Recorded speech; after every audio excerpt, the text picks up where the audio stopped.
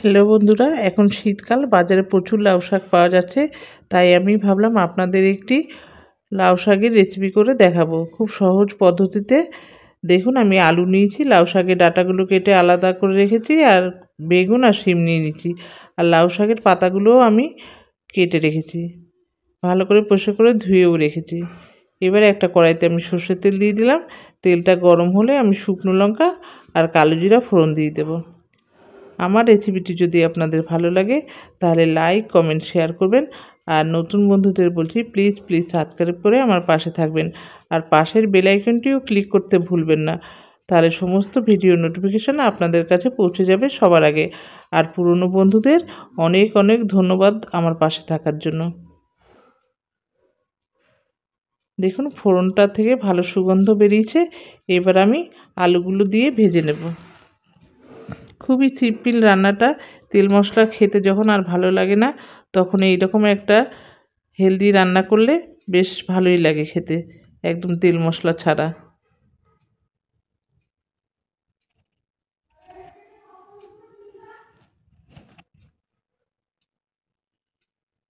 আলুগুলো ভাজা ভাজা হয়ে গেছে। আমি এই সমস্ত সবজিগুলো এবার দিয়ে দিলাম, শিম, বেগুন আর লাউয়ের ডাঁটা দিয়ে আবার একটু ভাজা ভাজা করে নেব।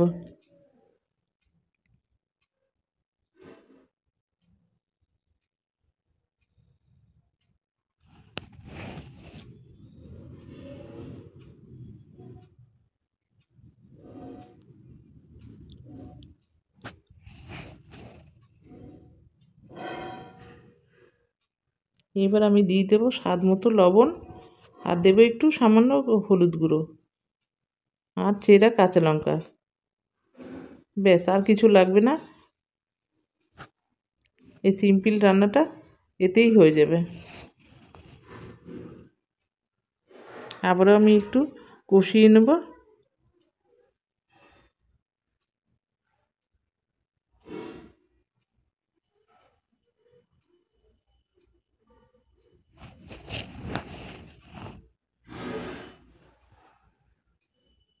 দেখুন, লাউ পাতাটা আপনাদের দেখানো হয়নি, ওই ক্লিপটা তোলা হয়নি, দেয়া হয়ে গেছে। লাউ শাকটা দিয়েও আমি ভালো মতো কষিয়ে নিলাম। এবার আমি একটু জল দিয়ে দেব। ডাঁটা আর আলু সেদ্ধ হতে যে যতটা জল প্রয়োজন, সেরকমভাবেই আমি জল দেব, খুব বেশি জল দেব না। এবার আমি ঢেকে রাখলাম। দেখুন, ঢাকনাটা খুলেছি, সব সেদ্ধ হয়ে গেছে। আমি এবার ডালের বড়ি ভেজে রেখেছিলাম, সেই বড়িগুলো দিয়ে দিলাম।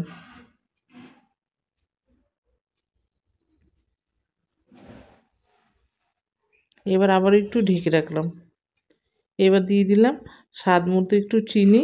শাকের মধ্যে একটু মিষ্টি মিষ্টি না হলে ভালো লাগে না, তাই একটু মিষ্টি দিলাম। আর এইদিকে 1 চামচ চাল বেটে রেখেছিলাম, গোবিন্দভোগ চাল, সেই চাল গুঁড়োটা আর কি গুলে নিলাম, গুলে এর মধ্যে দিয়ে দিলাম।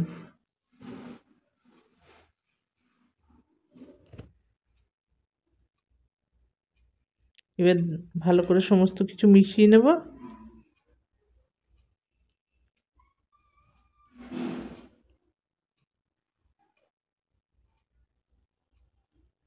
এবারে দিয়ে দেবো একটু ধনেপাতা, দিয়ে আমি সার্ভ করে নেব।